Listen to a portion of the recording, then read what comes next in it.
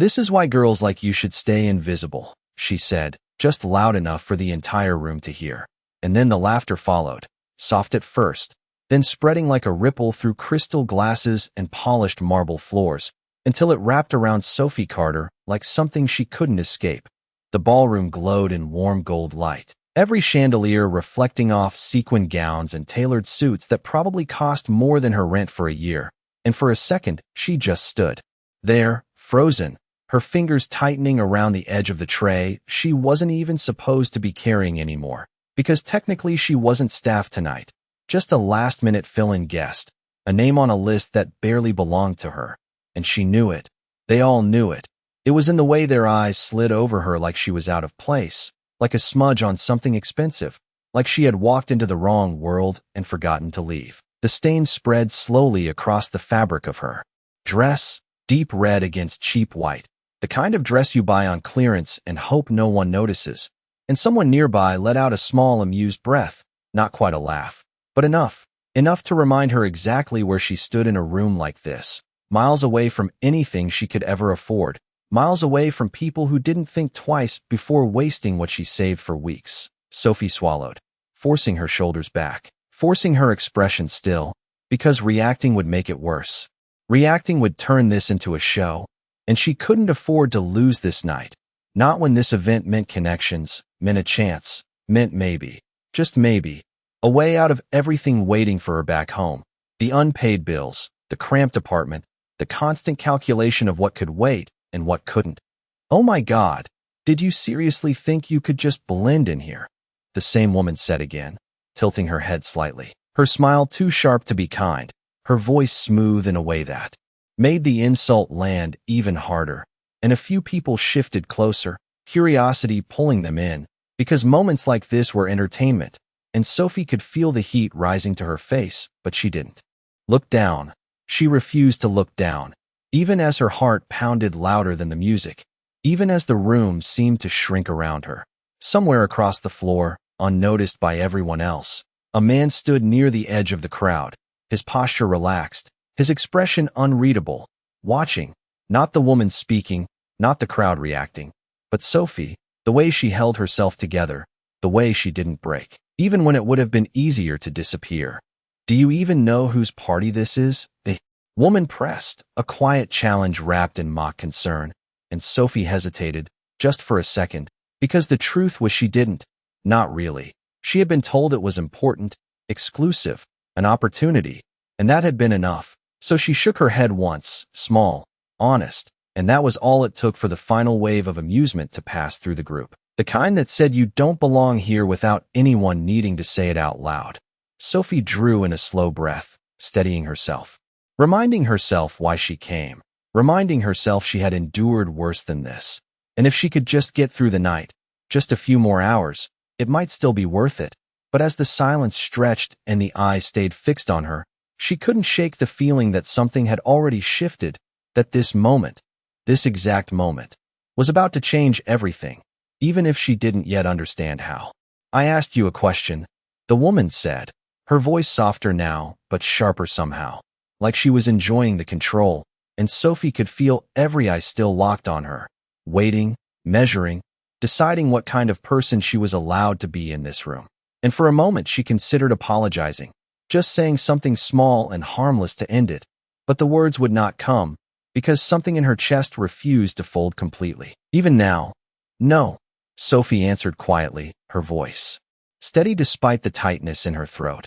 "I do not." And that only made a few people exchange looks, amused, like she had just confirmed exactly what they thought, that she was out of place, that she did not belong in a room filled with people who wore confidence like it was inherited. "That makes sense," the woman replied with a faint smile, lifting her glass slightly as if to punctuate the moment. "Because if you did, you probably would not have shown up looking like that." And her gaze dropped deliberately to the stain on Sophie's dress, lingering just long enough to draw attention back to it. And Sophie felt the heat rise again. But this time it came with something else, something heavier. A quiet exhaustion from always having to prove she deserved to exist in spaces that were not built for her. She shifted her weight, her shoes pressing uncomfortably against the polished floor, the kind of heels that looked better than they felt.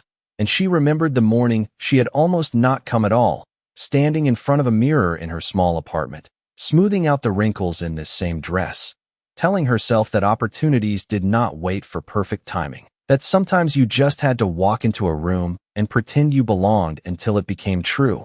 Maybe she is just lost, someone nearby added under their breath, not quite whispering, not quite speaking, and a few soft laughs followed, quieter this time, but no less cutting. And Sophie inhaled slowly, counting the seconds in her head the way she always did when things threatened to spiral. 1, 2, 3. Hold it together. Do not give them what they want. Do not break here. Across the room, the man who had been watching shifted slightly, his gaze never leaving her, taking in the way she held herself. Upright even as everything around her tried to push her down. The way she did not snap back, did not lash out, just endured.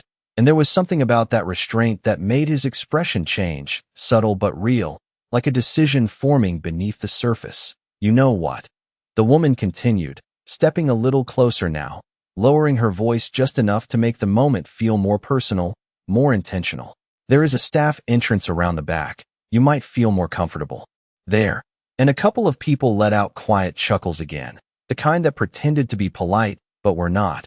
And Sophie's fingers tightened at her sides, her nails pressing into her palms, because part of her wanted to walk away, to disappear before this got any worse. But another part, the part that had worked double shifts and skipped meals and still showed up, refused to leave like she had been dismissed. I am fine right here, Sophie said, barely above a whisper but clear enough to be heard. And for the first time, the woman's smile flickered, just slightly, as if she had expected compliance, not resistance. And the room held its breath for a fraction of a second, the tension shifting in a way that was almost invisible, almost imperceptible, but real. And somewhere behind the crowd, the man finally took a step forward. The shift was subtle at first, almost invisible, but Sophie felt it before she saw it. The way the air in the room seemed to tighten, like something unseen had just entered the equation. And then the faint sound of footsteps against marble cut through the low murmur of voices, slow, deliberate, unhurried, the kind of walk that did not ask for attention, yet somehow pulled it anyway.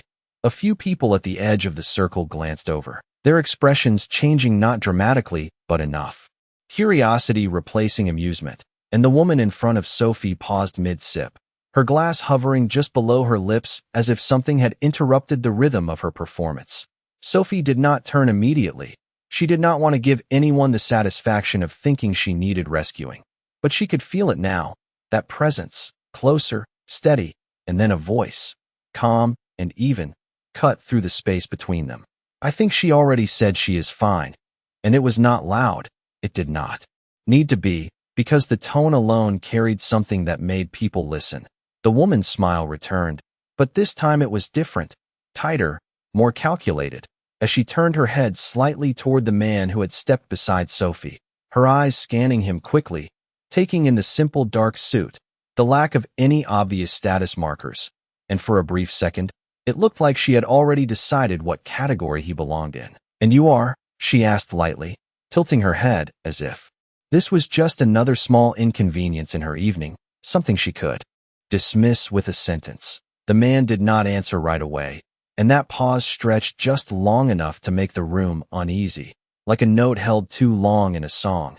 And Sophie finally glanced at him, just for a second, enough to see his profile, composed, unreadable, his gaze not on the woman but on her, as if he was measuring something entirely different, something deeper than the surface of the moment. Someone who does not enjoy watching people turn kindness into entertainment, he said. Finally, his voice still calm, still controlled, and a few people shifted uncomfortably, the words landing heavier than expected, because they were true in a way no one wanted to admit. The woman let out a small laugh, soft and dismissive, lifting her glass again as if to reclaim the room. Oh, please, do not make this dramatic. It is just a misunderstanding, she said, though the slight tension in her shoulders betrayed her. And Sophie felt it again, that shift, growing stronger now, like the balance of the room was slowly tipping in a direction no one had planned. The man's eyes moved then, not to the woman, not to the crowd, but briefly across the room, and something passed between him and a staff member near the entrance. A look, a signal, so quick most would have missed it, but not entirely without consequence, because within seconds, the low background music softened, almost fading, and a few conversations around the ballroom began to quiet, one by one, like dominoes falling in slow motion. The woman noticed it too this time, her brows drawing together slightly as she glanced around, confusion flickering across her face for the first time that night, and Sophie's heart began to beat faster, not from fear, but from something else, something unfamiliar, like the beginning of a storm you can feel before you can see. "What exactly is going on?" the woman asked, her voice no longer as smooth as before, and the man beside Sophie finally shifted his stance, turning just enough to face the room, not in a dramatic gesture, not in a way that demanded attention, but in a way that assumed it was already his. And in that moment, as the last strands of laughter faded and the space around them fell into an almost complete silence, Sophie realized something she had not understood before, that this man, this quiet presence who had stepped forward without hesitation, had not come to interrupt the scene, he had come to end it. No one spoke, not immediately, because the silence had changed into something heavier now, something that carried weight, and Sophie could feel it pressing against her skin as the man beside her took one slow step forward, his presence no longer blending into the background but anchoring the entire room without effort. The woman who had been leading the mockery straightened slightly, her confidence not gone but no longer effortless, as if she was trying to recalibrate, to understand what she had missed, because something was clearly shifting and she could not yet see why. "If there is a problem," she said, forcing a light tone that did not quite land the same way it had before, "I am sure the host would want to handle it appropriately." And for a brief second, Sophie almost believed the moment might dissolve, that it might be brushed aside like so many uncomfortable things in rooms like this. But then the man beside her let out a quiet breath, almost like a decision settling into place, and turned his head slightly toward her, his voice low but clear. "The host is already handling it." And that was when it happened, not all at once, but in a sequence of small realizations that moved through the crowd like a slow wave.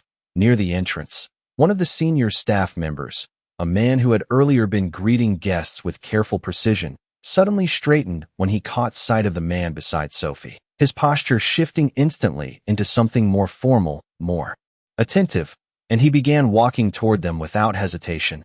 A whisper started somewhere behind the circle, faint at first, barely audible.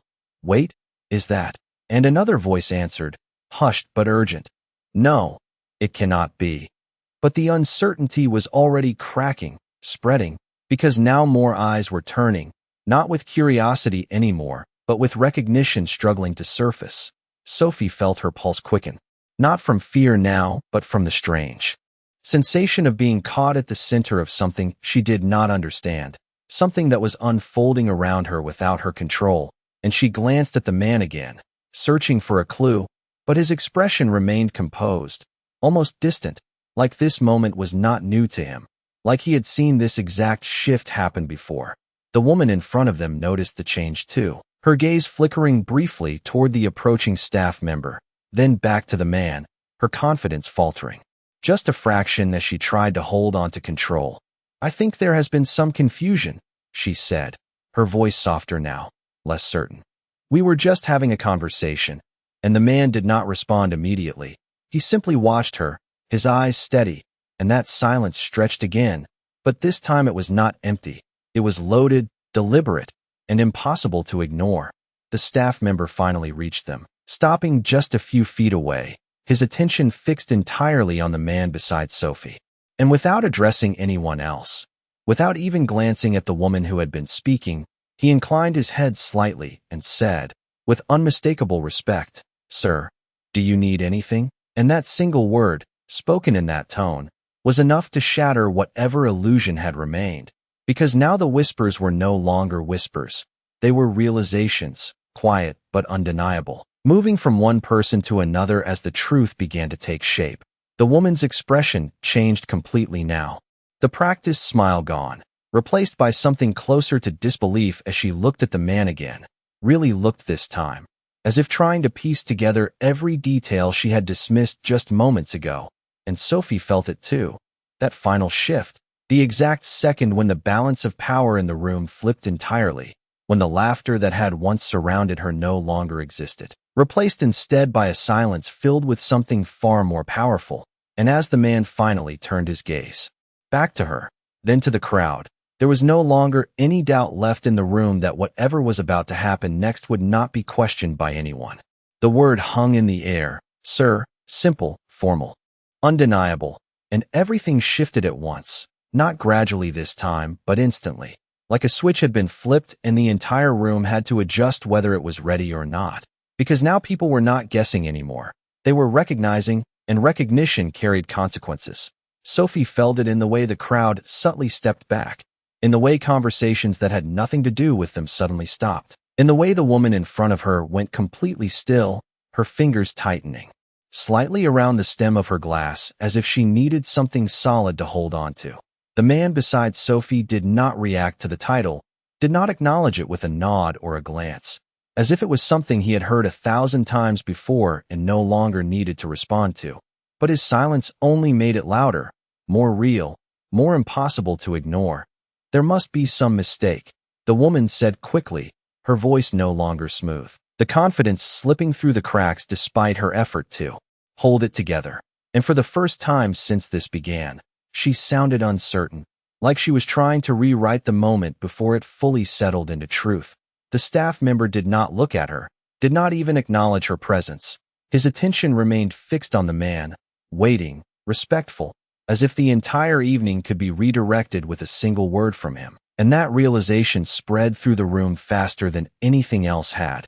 Because power was not just about wealth here. It was about control, about who the night belonged to. And suddenly it was very clear that it did not belong to anyone who had been laughing just moments ago. Sophie's breath caught quietly in her chest as she looked at him again. Really looked this time, seeing past the simplicity of his appearance, past the lack of display, and noticing the details that now felt obvious. The way people responded to him without question, the way the room adjusted itself around him without being told, and a thought formed in her mind that felt almost unreal, almost impossible, but it refused to go away. The woman took a small step back, her posture no longer perfectly aligned, her voice softer now, edged with something closer to caution. "If I have offended anyone, I am sure we can resolve this privately," she said, the words carefully chosen, controlled, but no longer commanding, and the shift was complete. The same person who had been directing the room just minutes ago was now trying to step out of the spotlight she had created. The man finally moved then, not dramatically, not with any display of force, but with quiet certainty, his hand lifting slightly, as if to pause the moment from unraveling too quickly. And when he spoke, his voice carried easily through the silence, steady and unmistakable. "You already made it public," he said, and there was no anger in his tone, no raised volume, just a simple statement of fact that landed heavier than any accusation could have. The words settled over the crowd, and no one challenged them. No one even attempted to, because the truth of what had happened was now undeniable, witnessed, shared, impossible to erase. Sophie felt something shift. Inside her too. Something she had not expected, because for the first time since she stepped into this room, she was no longer alone in the way she had been, no longer the only one carrying the weight of the moment, and she realized, slowly, that whatever was about to happen next was not just about correcting an insult. It was about rewriting everything that had just been decided about her. And as the man turned slightly toward her, his presence steady at her side, the room seemed to hold its breath again, waiting, because everyone knew the next words would define how this ended, and no one dared to interrupt. The silence stretched just long enough to make every heartbeat in the room feel louder than the last, and Sophie became acutely aware of how close he was now, the quiet steadiness of his presence anchoring her in a way she did not expect. And then he moved, not away from her, but closer, a small step that somehow carried more weight than anything that had been said so far, and without hesitation, without asking permission, his hand came to rest lightly at the small of her back, firm enough to be certain, gentle enough to be unmistakably intentional, and the shift it caused in the room was immediate. visible in the way people straightened, in the way no one dared to speak. You made it public, he repeated, this time his gaze settling directly on the woman in front of them. Not harsh, not aggressive, but unyielding in a way that left no room for misinterpretation, and she swallowed, her earlier composure now completely fractured, her eyes flicking briefly to Sophie, then back to him, searching for an angle, a way out, something that would restore her control.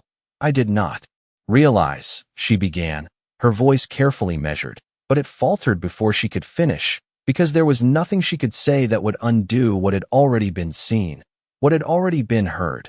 Sophie felt her breath catch as his hand remained at her back, not pulling her forward, not pushing her into the spotlight, just there, steady, grounding, and for the first time that night, she did not feel like she was standing alone under the weight of everyone's judgment.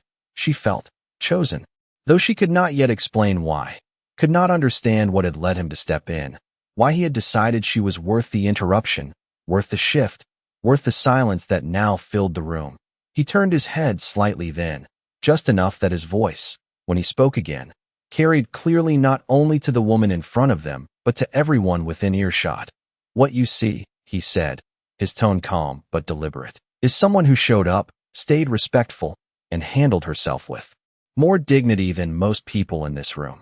And the words landed like a quiet correction, not just of the moment, but of everything that had been implied before, and Sophie felt something tighten in her chest, something unfamiliar and overwhelming, because no one had ever spoken about her like that in a room like this. No one had ever reframed her presence as something worthy instead of something to question. The woman's lips parted slightly, but no words came, her confidence now completely gone, replaced by a silence that felt heavier than any apology could have been. The man's gaze did not waver, and then, almost as an afterthought, but somehow the most defining part of all, his hand shifted just slightly, drawing Sophie a fraction closer to his side, and when he spoke again, the words were simple, clear, and impossible to ignore. She is with me, he said, and then, after a brief pause that made the moment settle fully into place, she is mine. And the effect was immediate, a ripple through the crowd, not loud, not chaotic, but absolute, because there was no ambiguity in the way he said it, no performance, no exaggeration, just a statement that carried authority and certainty in equal measure. Sophie's heart pounded as the words echoed in her mind, not because of possession, not because of ownership, but because of what they meant in that moment. Protection, recognition, a line drawn that no one in the room would dare cross again. And she realized then that whatever had just happened was not temporary, not something that would fade once the music returned. It was a shift that would follow her beyond this room, beyond this night, because everyone here would remember exactly where she stood when the laughter stopped and the silence began. The words did not fade. They settled, deep and permanent, and for a long moment no one moved. No one even pretended to, because the shift in the room was no longer subtle. It was complete, absolute, and irreversible. Sophie could feel it in the way the space around her changed, in the way people who had once leaned in to watch her fall were now stepping back, creating distance, creating respect where there had been none just minutes before, and the woman standing in front of her looked like she was trying to hold on to something that no longer existed, her confidence slipping through her fingers no matter how tightly she tried to grasp it. I did not realize, she said again, her voice quieter now, stripped of its earlier edge, and this time it sounded less like an excuse and more like an admission, because realization had finally caught up with her, too late to undo anything, too late to change the fact that everyone had seen exactly who she chose to be when she thought it did not matter. The man beside Sophie did not respond immediately, his hand still steady at her back, his presence unchanged, and that calm was what made it so powerful, because he was not raising his voice, not demanding attention.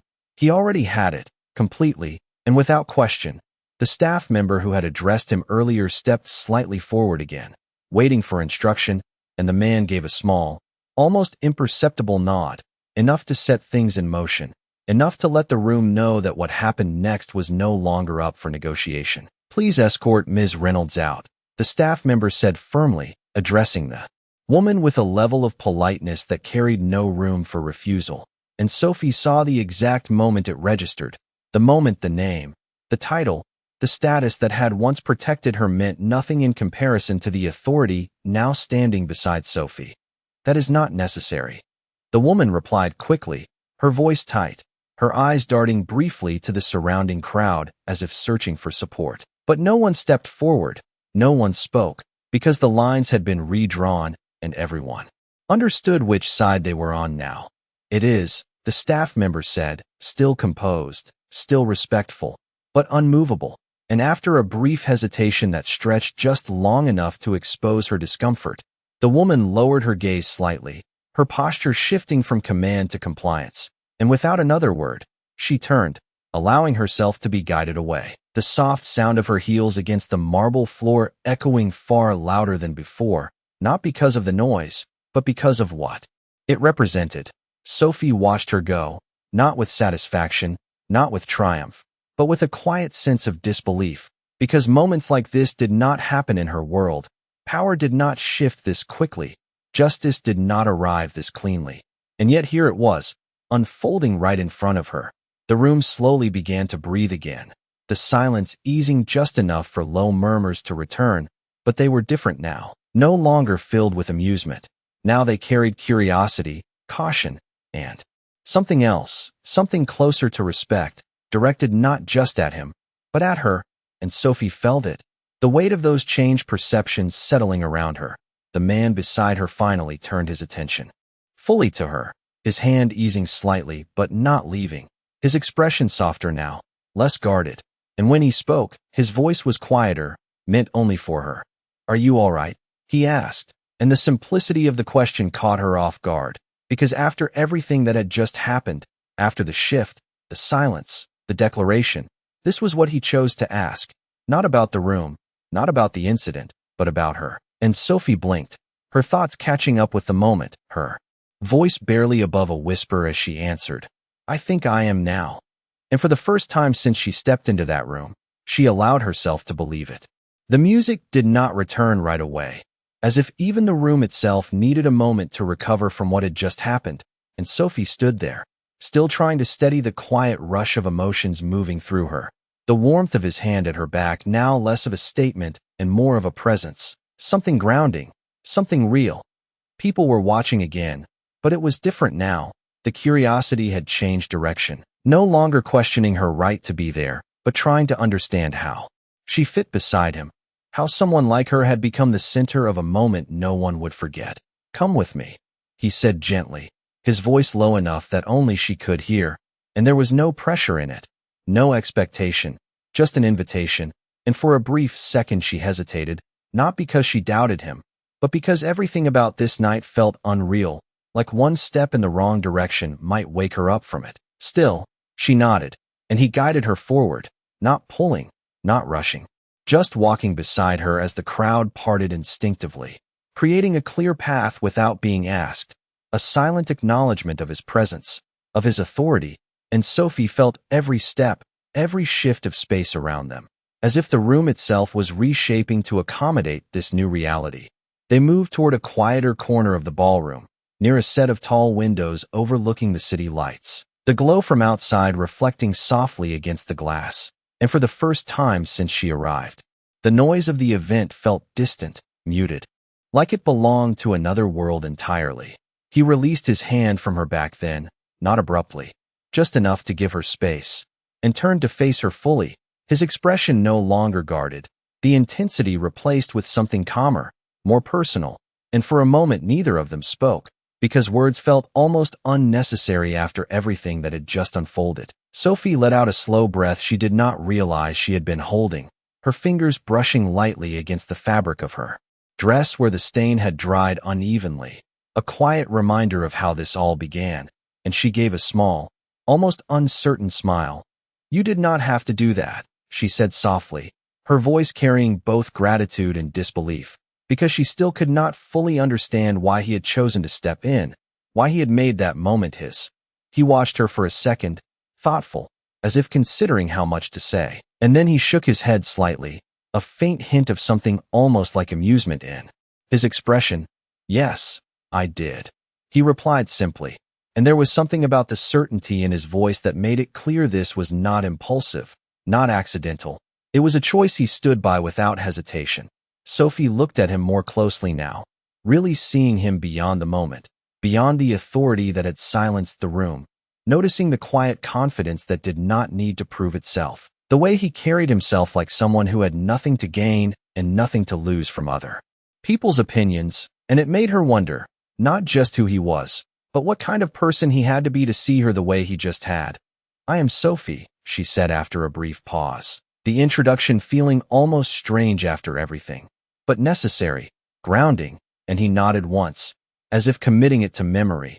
"I know," he said, and that caught her off guard again, because of course he would. He had been paying attention long before he stepped in, long before anyone realized he was watching. She hesitated, then asked the question that had been building in her mind since the moment the room fell silent. "Who are you?" And for the first time, he allowed a small smile to surface, not guarded, not distant, but real. "Alexander Hayes," he answered, and even though she had already felt the truth of it, hearing it said out loud made everything settle into place, not as a shock, but as a realization she would carry long after this night was over. The name settled between them, quiet but powerful, and Sophie felt the weight of it not as something intimidating, but as something clarifying, like a missing piece finally falling into place. And for a moment she simply nodded, not because she was unimpressed, but because she understood now that everything she had just witnessed, the silence, the shift, the way the room bent around him, it all made sense. The music slowly returned in the background, soft at first, as if the evening was trying to resume its rhythm. But it was different now. The energy altered, the undercurrent of the room permanently changed, and Sophie could feel it in the way people glanced toward them, quickly looking away when their eyes met hers, no longer dismissive, no longer amused, but careful, aware. "I am sorry about your dress," Alexander said after a moment, his gaze briefly dropping to the faint stain that had started it all. And there was no pity in his voice, only acknowledgement, and Sophie let out a small breath, following his glance, her fingers brushing the fabric again as if to confirm it was still real. "It is okay," she replied softly, then paused, a faint smile touching her lips. "I think it did more for me than I expected," and that earned a quiet, genuine smile from him, the kind that did not belong to the public version of a man like him, but to something more personal, more human. For a few seconds, they simply stood there, the city lights reflecting behind them, the noise of the room fading into something distant, and Sophie realized that the most overwhelming part of this night was not the humiliation, not even the dramatic shift that followed, but this moment, this calm after everything, where she was no longer trying to prove she belonged. She just was. "You did not leave," Alexander said then, his tone thoughtful, almost curious, as if that detail had stayed with him longer than anything else. And Sophie glanced at him, surprised by the observation, because out of everything that had happened, that was what he chose to focus on. She shrugged slightly, her expression soft but honest. "I have spent most of my life being told where I do not belong," she said, her voice steady. "And if I walked away every time someone made me feel that way, I would never get anywhere." And the words hung between them, simple but real. And Alexander studied her for a moment, not evaluating, not judging, just understanding, and there was something in his expression that shifted again, quieter, deeper, like respect taking root where curiosity had been before. He nodded once, slowly, as if acknowledging something unspoken, and then, without making it a grand gesture, without drawing attention back to them, he offered his arm slightly, not as a command, not as a claim this time, but as an invitation, something equal, something chosen. Sophie looked at it, then at him, and for a brief second she thought about the version of herself from earlier that evening, the one standing uncertain at the edge of the room, wondering if she should even be there, and she almost smiled at how far that felt now, how distant it seemed after everything that had unfolded. She placed her hand lightly on his arm, not because she needed support, but because she wanted to accept the moment for what it was, and together they stepped back into the room, not as two separate people navigating the same space, but as something aligned, something understood without needing explanation. Conversations resumed around them, quieter, more measured, and Sophie could feel the difference in every glance, every shift of posture, every unspoken acknowledgement that the rules had changed, that she was no longer someone to overlook or dismiss. And as she walked beside him, she realized something she had never fully believed before, that belonging was not always about where you started or what you had. Sometimes it was about the moment. Someone saw you clearly, chose to stand beside you, and made the world see you differently too. And for the first time, that feeling did not seem out of reach. It felt real, it felt earned, and it felt like the beginning of something she had never allowed herself to imagine.